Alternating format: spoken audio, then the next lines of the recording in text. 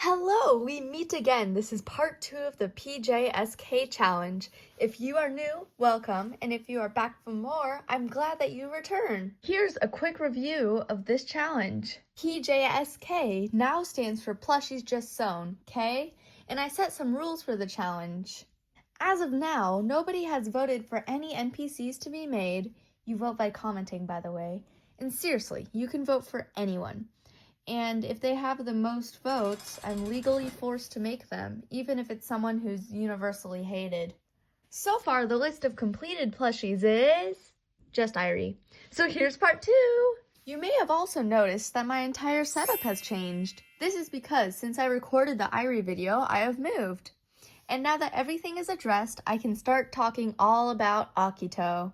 Looking into this project, my opinion of him was kind of mixed, but I do really like him.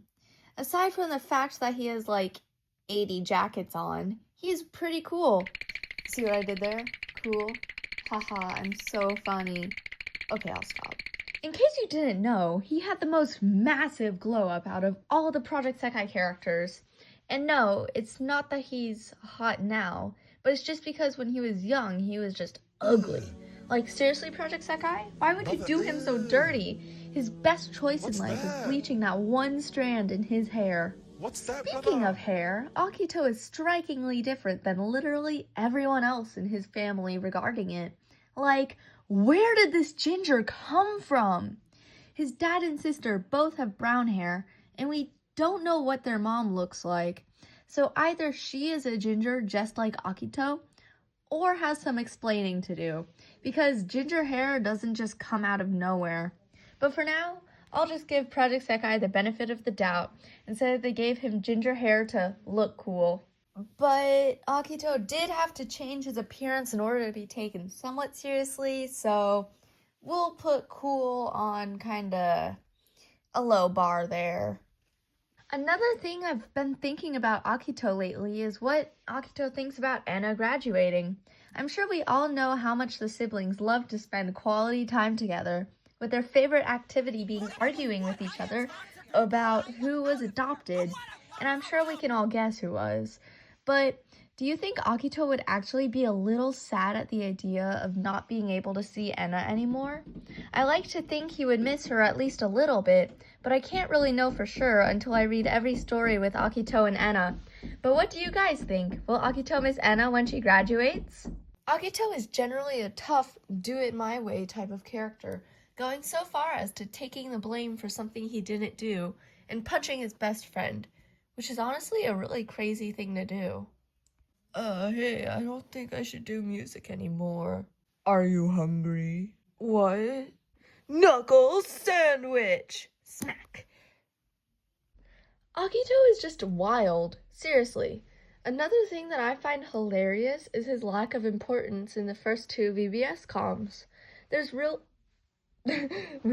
there's Ready Steady, and he legit only has one line. And then he and Toya have basically nothing to do with Forward. All they do is faintly sing in the background of the chorus, like, bro. Earlier I briefly mentioned his taking the credit for something he didn't do, and by that I'm referring to when this guy thought destroy the competition meant destroy the circuits. They both start with C, so it's understandable. And that's just really silly though. But I also think that it's silly how Akito was not suspicious at all by the seemingly random dude offering them help with beating on and Kohane. Like, what could he do to help other than sabotage?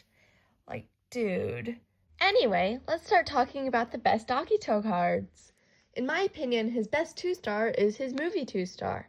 I know that's a kinda unpopular opinion, and most people tend to kinda ignore the movie cards, but I think this one's really charming. I like his expression a lot. It's probably the best aspect of this card. There isn't really anything I'd like to change in this card either. My favorite 3 stars are Tanner supplementing his Lord. I like this one because of the perspective on his legs. I think it looks really cool. The only thing I'd change with this card is the angle of his head. I think it'd be a little bit better if he was looking at something ahead of him rather than below. Meanwhile, my favorite untrained is the Fighter Untrained. It also happens to be his most recent 4-star.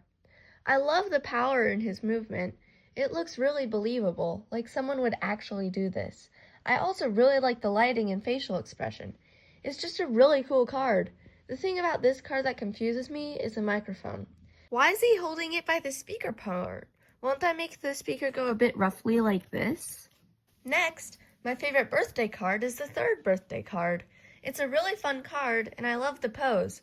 I'll add it to the list of pose references to draw Kem in. That's the name of my OC, by the way. Her name is Kem. Anyway, if there was one thing I could change with this card, I'd change the food in the background.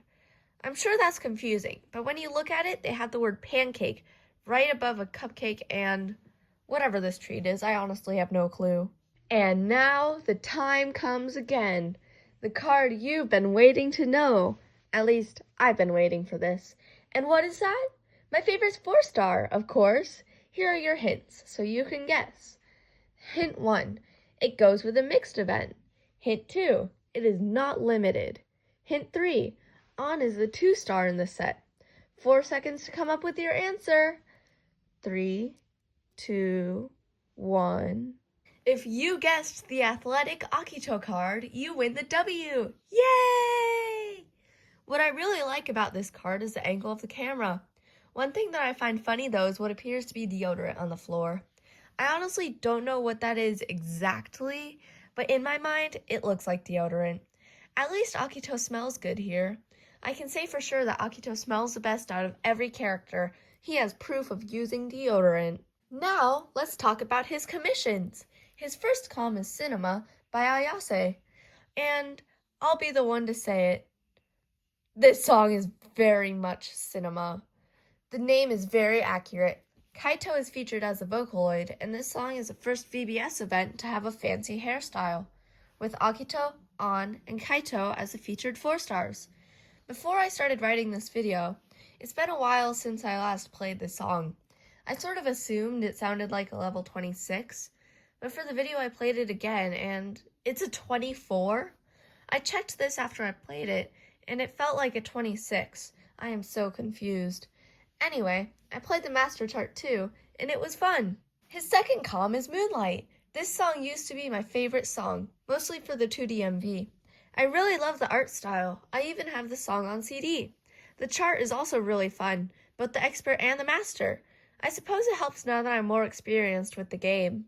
Akito's song in the third rotation is Kashka. This has to hands down be my favorite Akito commission. I love the dynamics and the piano and the breakdowns in the background during the chorus. This is such a good song.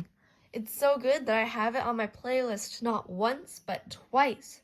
I love it so much. Honestly, all of Akito's comms are bangers. Fourth is crazy, and I knew his song before I knew P.J.S.K.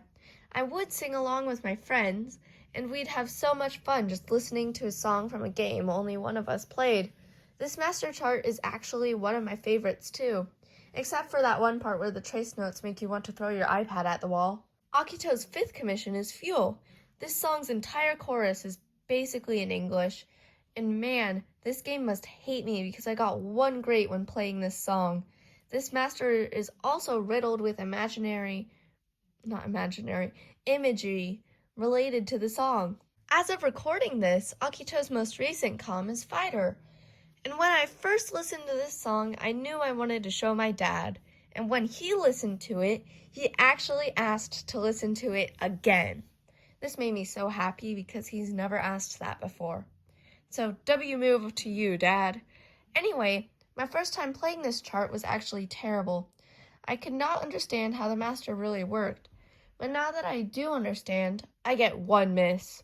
P.J.S.K. is out for me today, that's for sure. And finally, we are up to the Are You Valuable to the Team challenge? If you weren't here last time for part 1, basically what this is a review of what he does in the story, and we see how different Vivid Bad Squad would be without Akito. Vivid Bad Squad would be very different without Akito.